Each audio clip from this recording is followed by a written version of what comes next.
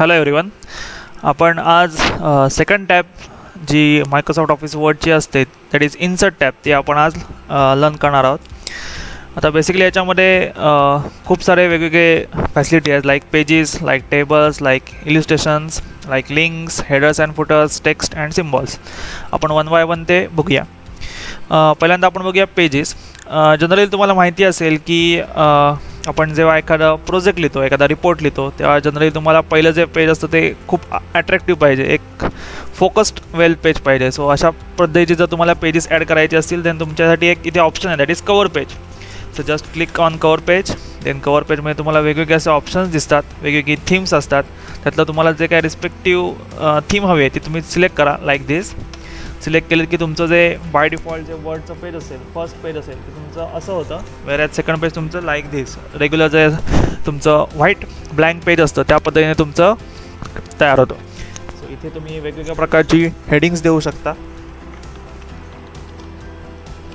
Then तुम्हाला इथे काही सबटायटल्स द्यायचे असेल तरी सबटायटल्स देऊ शकता, और तुम्हाला काय जो मॅटर तुमचा इथे प्रोव्हाइड करायचा आहे तो देऊ शकता. काही हा एक पॅटर्न झाला. जर तुम्हाला दुसरं डिझाईन वगैरे द्यायचं असेल तरी पण तुम्ही तिथून बदलू शकता, काही प्रॉब्लेम नाही. देन जर तुम्हाला वाटलं की आपल्याला हा नको आहे, समजा दुसरं कवर पेज हवं आहे, you can use another also. So इथे पण तुम्हाला तो वेगळा पॅटर्न वापरता येऊ शकतो. ठीक आहे. सो अशा पद्धतीने तुम्ही एखादं कवर पेज तयार करू शकता. देन कवर पेज नंतर बाय डिफॉल्ट एक ब्लँक पेज असतंच. समजा इथे आपल्याला थोडा मॅटर टाईप केलेला आहे आपण, लाईक दिस.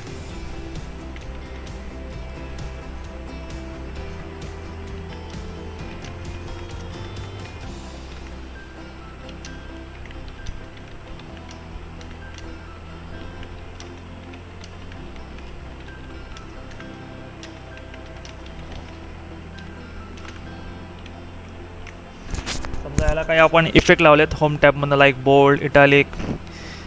समजा काही फॉन्ट साईज त्याला सेट केले. जरा फॉन्ट साईज जास्ती करूया, फॉन्ट पण एखादा देऊया चांगला, कलर देऊया. सो असं समजा आपण काही गोष्टी इथे ॲड केलेल्या असतील. आणि समजा तुम्हाला ह्याच्यानंतर या पेज नंतर जर तुम्हाला एखादं ब्लँक पेज हवं असेल, देन जस्ट डायरेक्टली इन्सर्टवरनं ब्लँक पेजला क्लिक करा. तुमच्या इथे ह्या पेजनंतर डायरेक्ट इथे नवीन पेज तयार होईल. And this is your third page. जर तुम्हाला इथे समजा इंडिया इज माय कंट्री हे वाक्य संपल्यानंतर जर तुम्हाला नेक्स्ट पेज हवं असेल, then just click on page break. So तिथे पेज ब्रेक दिलात की जिथे कर्सर पोझिशन असते, आत्ता कर्सर पोझिशन इथे होती, सो त्या कर्सर पोझिशननंतर ते नवीन एक ब्लँक पेज ॲड होत जाईल.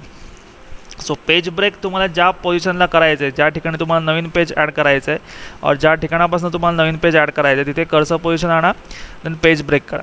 सो अशा पद्धतीने तुम्ही दोन वे वापरून वेगवेगळं तुम्ही पेजेस तयार करू शकता. देन आपण नेक्स्ट शिकूया की हाऊ टू ॲड टेबल. आता बेसिकली इन्सर्टमध्ये जाऊन टेबल हा एक ऑप्शन बेसिकली आहे. टेबल म्हटलं की दोन गोष्टी तुमच्यासमोर आल्या पाहिजेत, एक म्हणजे रो आणि कॉलम. जे जनरली उभे असतात जे त्याला म्हणतो आपण कॉलम्स, वेअर जे आडवे असतात त्याला आपण जनरली म्हणतो रो. सो फॉर एक्झाम्पल जर मला असं काहीतरी करायचं असेल 3x2चं, वेअर ॲज 3 काय आहेत कॉलम्स आहेत, 2 काय आहेत रोज आहेत. सो इथे मी असं टेबल देऊ शकतो. त्याच्यामध्ये मी काही हेडिंग्स देतो आहे, like this. For example SR number, then name, then mobile number and so on. तुम्हाला जितके कॉलम्स हवे ते तुम्ही देऊ शकता. सो अशा पद्धतीने तुम्ही टेबल पण तयार करू शकता. आता जेव्हा मी असं टेबल सिलेक्ट करतो किंवा टेबलला क्लिक करतो तेव्हा तिथे दोन ॲडिशनल टॅब्स येतात, एक म्हणजे डिझाईन टॅब आणि दुसरी layout tab. So table select करा, देन तुम्ही त्यातला वेगवेगळे कलर कॉम्बिनेशन वापरू शकता, लाईक दिस.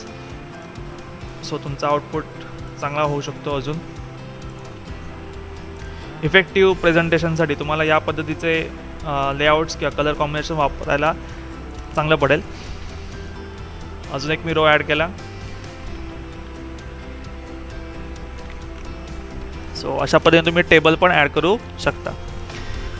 आता इन्सर्टमध्ये टेबलमध्ये खाली जे ऑप्शन आहेत त्याच्यातनं पण तुम्हाला टेबल ॲड करता येतं. Insert, then table, then insert table. याच्यामध्ये परत तुम्हाला number of columns, number of rows विचारले जातात. ते रिस्पेक्टिव्ह सिलेक्ट करा आणि ॲड करा. अशा पद्धतीने तुम्हाला टेबल दिसेल. अगेन याच्यामध्ये बघा लेआउट्समध्ये तुम्ही एखादा 2 कॉलम मर्ज करू शकता लाईक दिस, किंवा एखादा ऑलरेडी एक्झिस्टिंग असलेला कॉलम स्प्लिट करू शकता विदिन 2 कॉलम्स 3 कॉलम्स. जर तुम्ही असं काहीतरी केलं असाल ह्या दोघांचं मर्जिंग तरी पण करता येतं. मर्ज म्हणजे रोज पण मर्ज करता येतात ॲज वेल ॲज कॉलम्स पण मर्ज करता येतात. तर तुम्ही समजा रोज असे मर्ज केलेत आणि तुम्हाला ते परत स्प्लिट पण करायचे आहेत, ते तुम्ही स्प्लिट पण करू शकता लाईक दिस. सॉरी, कॉलम एकच पण समजा रोज तुम्हाला करायचं तुम्ही स्प्लिट पण करू शकता पुन्हा. सो अशा पद्धतीने तुम्हाला स्प्लिटिंग पण करता येतं.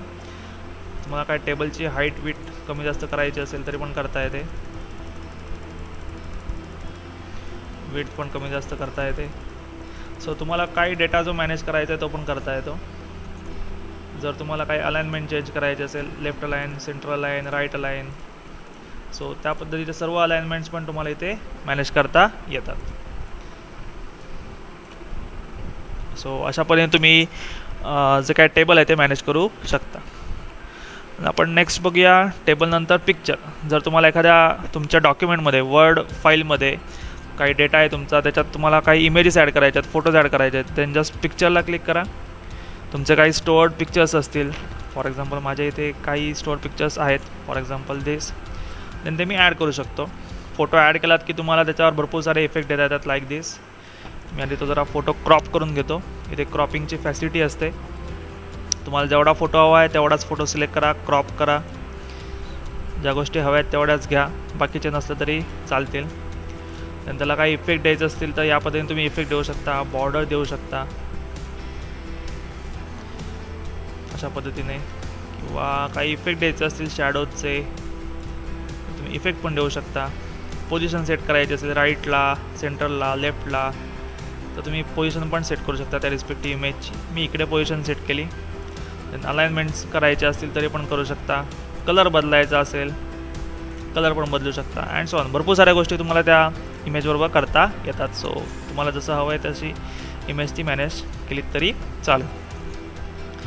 The next point, insert clip art. So जर तुम्ही इन्सर्ट करायला गेलात तर इथे तुम्हाला एक क्लिप आर्टचा ऑप्शन ओपन होतो. डायरेक्ट गो म्हणा, तुम्हाला खूप सारे क्लिप आर्ट्स अवेलेबल होतील. सो तुम्हाला जो काय हवा आहे क्लिप आर्ट तो तुम्ही डायरेक्ट डबल क्लिक करून घेऊ शकता, या असं ड्रॅग करा आणि ते ड्रॉप करा, तुम्हाला ते क्लिप आर्ट्स येतील. तुम्हाला काही सर्च करायचं असेल तर तुम्ही इथे सर्च करू शकता लाईक दिस. सो सर्च केल्यानंतर पीपल मी सर्च केला कॅटेगरी वाईज, किंवा तो वर्ड मी सर्च केला पीपल. आता पीपल रिलेटेड जे सगळे क्लिप आर्ट्स आहेत ते सगळ्या तुम्हाला इथे सर्च होऊन दिसत आहेत. सो जस्ट ड्रॅग करा तुम्हाला जी क्लिप आर्ट हवी आहे आणि जस्ट ड्रॉप करा. हा भाग झाला आपला क्लिप आर्टचा. देन नेक्स्ट बघूया इन्सर्टमध्ये जाऊन शेप्स. इथे खूप सारे व्हरायटीचे शेप्स आहेत. रेक्टँगल आहे, ट्रायंगल आहे, खूप आहेत, खूप सारे आहेत. जस्ट तुम्हाला हवा तो शेप ड्रॉ करा. तुम्हाला कलर काय बदलायचं असेल तर तुम्ही इथे फॉर्मॅट टॅबमध्ये जाऊन बदलू शकता. वेगवेगळे कलर कॉम्बिनेशन तुम्ही घेऊ शकता. काही इफेक्ट्स द्यायचे असतील शॅडो रिलेटेड, रिफ्लेक्शन रिलेटेड किंवा ग्लो रिलेटेड, ते पण तुम्ही देऊ शकता. सगळ्या गोष्टी तुम्हाला ह्या शेप्स बरोबर करता येऊ शकतात. बेसिकली जर तुम्हाला या शेपमध्ये काय लिहायचं असेल, राईट क्लिक करा, ॲड टेक्स्ट करा. तुमचा डेटा जर तुम्हाला इथे फिल करायचा तो इथे भरलात तरी चालेल. जे काय तुम्हाला तिथे फिल करायचं आहे तिथे तुम्ही भरू शकता, नो प्रॉब्लेम. सो अशा पद्धतीने तुम्ही कुठचाही डेटा याच्यामध्ये भरू शकता. असे खूप सारे प्रकारचे शेप्स तुम्हाला इथे दिसतील. जेव्हा तुम्हाला वाटेल तेव्हा तो तुम्ही शेप तिथे ॲड करू शकता. द नेक्स्ट बघूया smart art. Smart art is basically diagrammatic representation of any concept. आता इथे भरपूर साऱ्या तुम्हाला स्मार्ट आर्टचे ग्राफिक्स दिसत आहेत. लिस्ट असेल, प्रोसेस असेल, cycle, hierarchy, relationship, matrix, pyramid, pictures. जर तुम्हाला एखादी गोष्ट डायग्रामॅटिकली रिप्रेझेंट करायची असते, त्या बेसिक जे काय शेप्स आहेत ते सगळे शेप्स इथे बऱ्यापैकी कवर केलेले आहेत. सो फॉर एक्झाम्पल मी जर सायकल घेतली, सो सायकलमध्ये मी एखादी सायकल कन्सिडर करतो. सो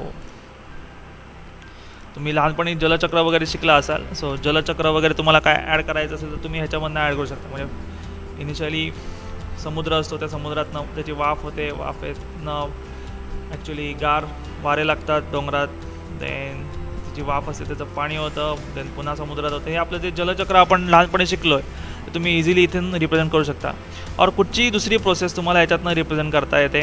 सेम ॲज तुम्हाला याचं डिझाईन, कलर कॉम्बिनेशन्स हे सगळे बदलता येतात. सो जे तुम्हाला हवं आहे ते तुम्हाला इथे वापरता येतं. फक्त तुमची जी काही डायग्रॅम आहे ती तुम्हाला कशी एक्सप्लेन करायचे, कशी प्रेझेंट करायचे ते महत्त्वाचं आहे. अँड सेम वे जसं स्मार्ट आर्ट आत्ता आपण बघितलं, तसंच जर तुम्हाला चार्ट मध्ये काय डेटा तुम्हाला हायलाईट करायचा आहे देन तुम्ही चार्ट पण घेऊ शकता. इथे खूप साऱ्या प्रकारचे चार्ट्स आहेत. Column chart, line chart, pie chart, bar chart and so on. So for example जर मी कॉलम चार्ट घेतला त्यातला एखादा सिम्पल मी कॉलम चार्ट घेतो लाईक दिस. ओके म्हणतो. आता जेव्हा तुम्ही या प्रकारचा कॉलम चार्ट किंवा कुठच्याही प्रकारचा चार्ट घ्यायला जाल त्या तुमच्यासमोर एक एक्सेल शीट ओपन होते. त्याच्यामध्ये तुमच्या ह्या सगळ्या डेटा असतो. त्या डेटावरनं तुमचा हा चार्ट प्रिपेअर होत असतो. सो फॉर एक्झाम्पल मी असं कन्सिडर करतो की आपण लोकसंख्येचा एखादा चार्ट घेऊया. फॉर एक्झाम्पल 1990 साली, 1995 साली, 2000 साली, 2005 साली. सिरीज 1 म्हणजे आपण घेऊया टोटल नंबर ऑफ मेल्स किती होते, फिमेल्स किती आहेत, असं आपण जनरली एक चार्ट प्रिपेअर करणार आहोत. सो असं कन्सिडर करूया की 1990 साली ऑलमोस्ट असं आपण कन्सिडर करूया की 30 करोड्स मेल होते, 25 करोड्स फिमेल होत्या. 1995